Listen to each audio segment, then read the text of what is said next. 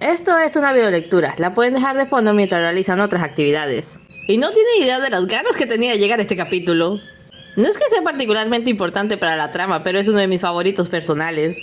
Nací en los 90 y mi generación fue criada parcialmente con documentales y películas de la Segunda Guerra Mundial. Sin mencionar que, si preguntan, descubrirán que el 99% de los autistas estamos obsesionados con este periodo histórico.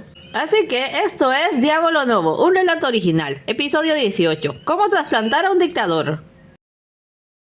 Emanuel entró a una cafetería, pidió una taza extra fuerte y se la llevó a Damian a la mesa de afuera. El pobre demonio tenía una jaqueca de campeonato luego del día que habían pasado en Las Vegas, pero afortunadamente para Emanuel parecía haber olvidado la peor parte. A veces se servía a rezar. Siento que mi cabeza va a reventar.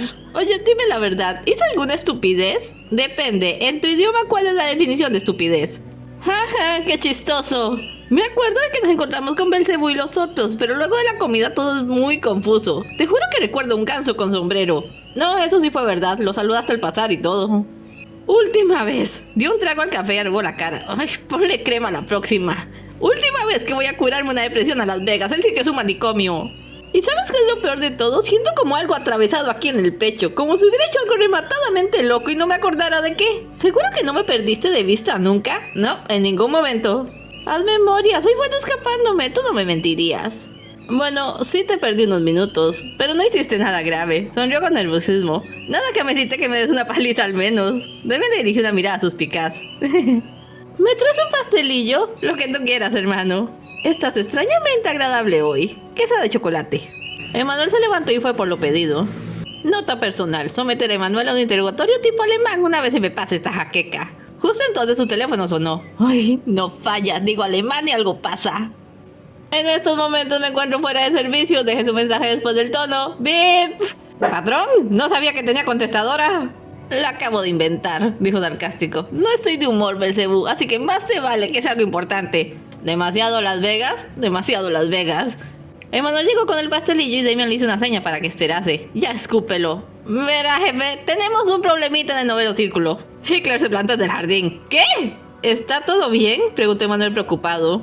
No me hables ahora. ¿Cómo que se plantó? ¿Y los del séptimo círculo qué estaban haciendo? Preferiría no tener que decírselo por teléfono. ¿Puede venir un momento? Ay, definitivamente este no será mi día. Voy para allá. Colgó. Emanuel le dirigió una mirada interrogante, pero Damian no le dijo nada hasta terminarse el café y el pastelillo. Se masajeó la sien tratando de bajar el dolor y ya rindiéndose se puso de pie. Tengo que bajar, le dijo. Pareciera que esos inútiles no hacen nada si no estoy para obligarlos. ¿Es muy grave? Aún no lo sé. No debería tomarme más de un día, seguramente menos. ¿Necesitas ayuda? Yo puedo acompañarte.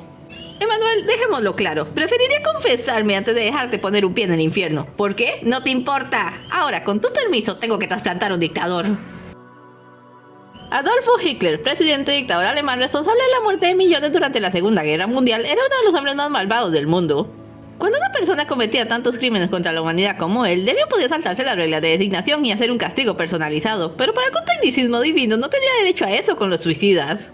Así que cuando Hitler se mató, le tocó como lugar el segundo recinto del séptimo círculo, donde los suicidas se convierten en árboles secos y retorcidos para que las arpías aniden, y solo pueden hablar cuando sus ramas se parten, escupiendo palabras y sangre a la vez. Por aquel entonces se creía que el tamaño de cada árbol era una cosa de la maldad del alma, pero cuando Hitler llegó se descubrió la verdad.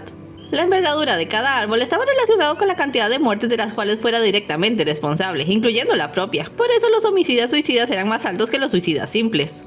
¿Qué pasó con Hitler? Era responsable de tantas vidas acabadas que se convirtió en el árbol más gigantesco sobre o bajo la tierra, una especie de cruz entre un roble de tronco grueso con guanacaste de copa ancha que daba sombra a casi la mitad del bosque. Era tan perversa el alma dentro de ese árbol que no solo fue el más grande, sino también el más terrorífico. Tenía un follaje de hojas filosas y ramas espinosas, no tenía flores, pero periódicamente producía frutos de aspecto tóxico que provocaban una agonía casi mortal en los que se atrevían a probarlos. Graciosamente, esa fue la época en que Damian subió al cielo con su disfraz de mariscal alemán para pedir una prórroga, parte de la cual era un aumento del espacio dimensional del bosque. Con Hitler allí plantado, casi no cabían más árboles. Damian no había podido darle un castigo especial a Hitler, pero no dudó en sacarle todo el provecho posible a su condición. Lo declaró el árbol de Navidad oficial del infierno, y cada año, coincidiendo con el Hanukkah, que por ser fiesta judía le sentaba peor al dictador, le llenaban la rama de adornos muy pesados y le colgaban velas frías que lo hacían estremecerse durante 8 días. Al final le podaban algunas ramas y las usaban para alimentar las hogueras de Año Nuevo. A Hitler las ramas nunca le faltaban, pero el dolor de que se las cortaran duraba lo suyo. Los problemas comenzarían solo un par de años después. Con una determinación interna solo posible de un psicópata de su talla, Hitler se arrancó del suelo y los demonios guardabosques pudieron contemplar el inusitado espectáculo de un árbol gigantesco arrastrando su infierno arriba. Derribando árboles pequeños y lanzando proclamas nacionalistas a su paso, se fue al suelo a la salida del bosque e hicieron falta 300 demonios con cadenas para levantarlo y devolverlo a su solar. Demian se ocupó de replantarlo a la fuerza y luego le explicó medio en broma, medio en serio, que si su idea era subir de nivel se había equivocado de dirección, pues en el infierno el estatus se medía hacia abajo, mientras más hondo mejor. 2 años después Hitler lo hizo de nuevo, con brío renovado salió corriendo infierno abajo, pero no calculó bien y cayó de costado en el desierto ardiente del tercer recinto. A sus gritos tuvieron que acudir los demonios con cubetas de agua para apagarlo y volverlo a llevar al bosque. Desde entonces tenía un costado chamuscado, y desde entonces protagonizaba un intento de fuga cada 2 o 3 años. El más difícil había sido la vez que había logrado plantarse en la sexta fosa del octavo círculo, dejando un sendero de destrucción tras él. Con las raíces bien metidas bajo tierra, ni siquiera 500 demonios lo pudieron levantar del suelo hasta que Demian puso su fuerza en ello. Se designaría después una guardia permanente, cuyo trabajo no era tanto evitar que Hitler se levantara del suelo, como evitar que se plantara en otro lugar. Así que cada vez que se despegaba lo seguían, y apenas hacía una pausa lo agarraban y lo llevaban de vuelta. Normalmente eso bastaba. Pero ahora algo había fallado. Hitler había logrado llegar al fondo del infierno y plantarse frente a la mansión del dolor. ¿Por qué? Bueno, eso era lo que Demian iba a averiguar. En el noveno círculo había toda una multitud de demonios mirando el enorme árbol que se mecía con suavidad, casi pacíficamente. Seguramente estaba contento de haber logrado su meta tras tantos años. No se había metido en la mansión porque no cabía. A ver, renacuajos, quiero que me den una explicación de por qué Hitler está plantado en mi patio y más les vale que sea buena. Belcebú señaló hacia arriba del árbol con una sonrisa que indicaba que era feliz de poder responderle. Ok, es buena. Arriba del árbol, semioculto por la hojarasca, había una personita a quien Demian reconocería donde fuera, su hijo Mammon, en tercera fase. El demonio adolescente le saludó desde arriba con cinismo. Demian se dio un golpe en la cara, lo que empeoró su dolor de cabeza. ¡Mammon! ¿Qué haces ahí arriba? ¿No habíamos hablado de esto? Estoy jugando con el tío Hitler. Ya te dije que no es tu tío. Bájate para que me lo lleve. Ya enfríate, anciana. Un respeto, jovencito. ¿Quieres que te castigue? Primero tendrías que bajarme, ¿no? Cómo odio cuando se pone así. Se volvió a Belcebú. ¿Exactamente cómo pasó esto?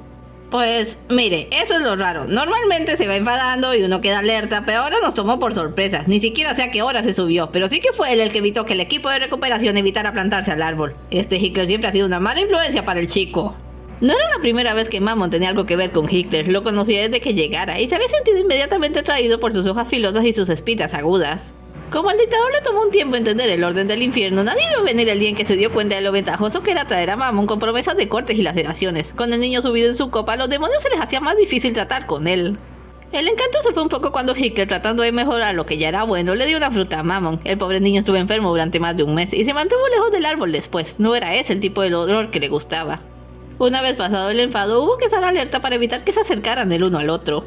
La mayor incógnita de Demian en aquel momento no era tanto el cómo había llegado Hitler allí, ni siquiera a qué hora se había subido su hijo. La verdadera duda era cómo había logrado Mammon acceder a la fase 3 de su poder sin ninguna provocación aparente y manteniendo un autocontrol que no le conocía. Última advertencia, Mammon, no me obligues a usar la fuerza. ¿Quieres que baje? Lo haré con una condición. Llama al abuelo. ¿Disculpa? Quiero quedarme así. Llama al abuelo y díselo. No quiero ser un pequeño que no puede hablar. Ay, Mammon, sabes que no puedo hacer eso. Sí, hay tantas cosas que no puedes hacer. Llama a Escila, le susurró a Belcebú. Desplegó las alas y subió a una distancia media. Hitler movió algunas ramas para mantenerlo lejos. Cariño, sabes que no soy responsable de esto. Eres el diablo. Eso automáticamente te vuelve responsable de todo lo malo. Mammon, eso no es justo. ¿Qué sabes tú de justicia? Soy mitad ángel y mitad demonio. Luzco como un ser humano, pero no me siento parte de nada. La gente me teme y los que no me tratan como un bebé. Hasta tú estás lejos ahora, solo por tu apuesta con el tío Manuel. Al menos con esta forma podría ser parte de tu mundo. ¿Parte de mi mundo? Hijo, eres el centro de este. ¡Amo! ¿Me necesitaba usted?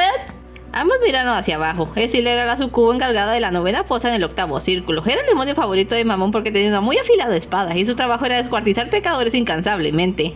Aunque no le daban permiso de visitarla solo desde la vez que se había metido a la fosa y tardaron 4 horas en hallar una de sus orejas. ¿Escila? ¿Para qué la llamaste? Ah, sí, iba a chantajearte.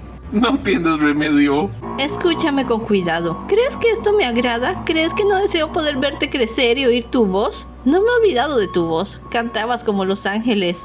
No me hables de eso. Ahora deberías ser un adulto. Padre te quitó tu vida y lo hizo solo para castigarme. Conoce tus orígenes y sabe que tu poder puede lidiar incluso con el suyo. Atraparte en la infancia era su opción. ¿Y por qué no lo detuviste? Porque no soy tan fuerte. De todas las cosas malas que he hecho en mi vida, no protegerte es la única a la que verdaderamente me arrepiento. Mamón, ven aquí. Sabes que tengo responsabilidades a las que no puedo renunciar, pero también sabes que... Nada ni nadie es más importante que yo. Así es. ¿Me das un abrazo? ¿Puedo jugar con Escila después? ¿Ahora quién está haciendo chantaje? Mi pequeño diablillo. Está bien, me bajaré de aquí. A algunos demonios se les escapó un que se apuraron a contener fingiendo tos. Frente al diablo había que ser respetuosos. Mammon se levantó dispuesto a dejar el árbol. Lo que a todos se les olvidó era que el árbol podía oír, y que no iba a dejar que lo sacaran de su nueva posición privilegiada tan fácil. Las ramas chasquearon como lianas espinosas y aferraron a Mammon abriendo surcos en su cuerpo.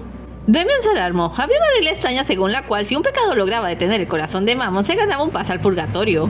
El sentido de esto era que mientras Mammon estuviera dentro de los límites del infierno, era técnicamente inmortal, y esa inmortalidad venía de su lado más oscuro.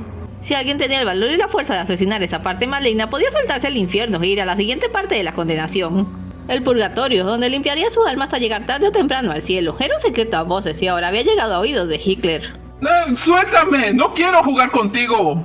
¡Escila, tu arma! Escila arrojó su espada a Demian. ¡Demonios, rodéenlo! Una docena de demonios se posicionó a los lados. Muy bien, genocida. ¡Libera a mi hijo, ahora! El árbol se sacudió con violencia.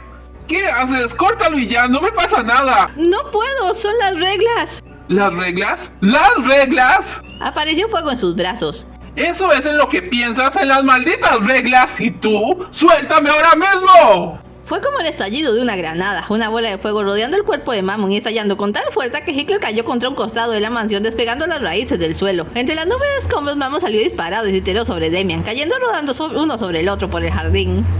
¡Reglas! Dices que soy lo más importante, pero cuando el abuelo habla, tú cierras la boca y concedes. Te llaman el mal encarnado, pero castigas en su nombre. Quisiera saber de dónde sacaste el valor para desafiarle.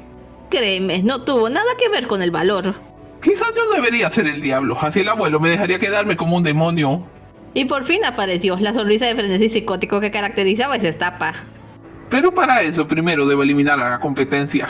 ¡Mammon, espera! Afortunadamente el tiempo pareció acabársele. Se hizo una voluta de humo y de allí salió el adorable pequeño al que bien conocemos, llorando con fuerza. Ya, cariño, ya pasó. Lo hiciste muy bien. Vaya que le diste su merecido a ese cerdo fascista.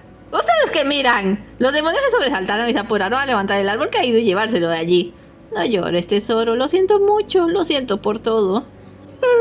No estoy enfadado contigo. Pero explícame algo. ¿Cómo hiciste eso? Ya sabes, llegar a la fase 3 y mantenerte allí. Es decir, normalmente cuando te transformas en esa cosa te vuelves loco de poder y me pones en peligro. Ahora te vi bastante calmado. Lo arruinaste justo al final, pero el resto... Mammon se alzó de hombros y se abrazó a Demian con fuerza. A los demonios les tomó 3 horas enganchar a Hitler con cadena, levantarlo del suelo y llevárselo volando y replantarlo en el bosque. Al final, la única evidencia de todo el entuerto era el boquete que había quedado en la entrada donde se había desplomado. Bueno, siempre quise renovar la fachada, ponerme un casco amarillo. Mammon se echó a reír. Eso, te hice reír. Ahora no vas a tratar de suplantarme. ¿Tú qué opinas? ¿Un estilo moderno o el tradicional gótico? Así que ahora Mammon puede transformarse cuando quiera. Eso parece. Una preocupación extra a mi agenda. ¿Qué te parecen unas cortinas púrpura? No cuadraría. Demian y Manuel estaban tomando un helado cada uno mientras Demian revisaba un catálogo de interiores. Acababa de contarle todo el asunto de Hitler. Había esperado que le pareciera divertida la historia del dictador, pero Manuel parecía más preocupado por lo acontecido con Mammon. ¿Es posible?, dijo luego de un rato. ¿Mammon puede tomar tu lugar? Técnicamente sí, es mi hijo y único heredero. Quiero decir que si hubiera podido crecer normalmente yo me habría retirado a poner una granjita de abejas hace años, pero como la única manera posible es que yo muera o que él me mate... ¿Una granjita de abejas? Oye, es un negocio riesgoso y honrado. No sé qué voy a hacer con él. Si sigue experimentando a lo tonto con sus poderes, un día de estos nos va a aniquilar a todos, no exagero. Lo que necesita es algo de compañía. ¿No tiene amigos o algo parecido? A ver, los demonios le temen con respeto, los ángeles le temen y punto. No hablar de los querubines, amigos de su edad ni en sueños. Tenía una novia. Ah, sí, creo que lo habías mencionado. No te rías, lo comprometí con una bebita con un futuro prometedor. Larga historia. Cuando ella creciera un poco debían casarse. Siempre he querido que mi hijo se case y tenga familia, a pesar de las circunstancias atenuantes. Ese color está bonito. ¿Por qué se escucha como si las cosas hubieran salido mal? No salieron mal, solo que nunca pasaron. La novia desapareció del mapa. Algo sobre un túnel espacio-tiempo o algo así, yo qué sé. De manera que Mammon está solo. ¿Qué estoy haciéndole a mi hijo? En un par de años podría ser el final para mí. ¿Qué le pasará a él entonces? No lo sé. Quizás padre solo está esperando ese día para levantarle la maldición y que herede del infierno. Si ese es el caso, acaba de darme más razones para ganar. No va a separarme de mi hijo jamás. Podrías considerarlo un poco. Si te sirve de consuelo, yo no creo que merezca la condenación eterna. Gracias. ¿Sabes? Me alegra que estés a mi lado, hermanito. Me gusta ese empapelado. Está de lujo, ¿verdad? Ese día estuvieron entretenidos buscando decoraciones para la fachada de la mansión del dolor. Emmanuel era consciente. Mientras más tiempo pasaba con Damian, menos seguro estaba de sus objetivos. Lo había ido conociendo, se habían acercado. Ahora era todo menos lo que le habían enseñado. Y en vez del ser de absoluta maldad en quien siempre había pensado, ahora veía una persona importante, su hermano. Es todo por hoy. No se vayan sin dejar un like y un comentario. Y nos vemos en el siguiente episodio.